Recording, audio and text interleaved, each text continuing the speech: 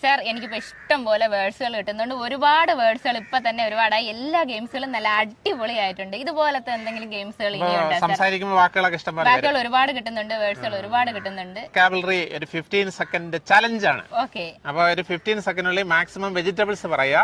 Okay, അപ്പൊ റെഡിയാണോ? Okay. Okay, your time starts now.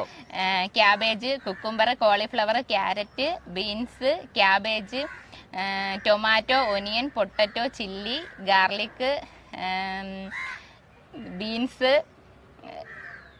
Lady finger. Time out. Okay.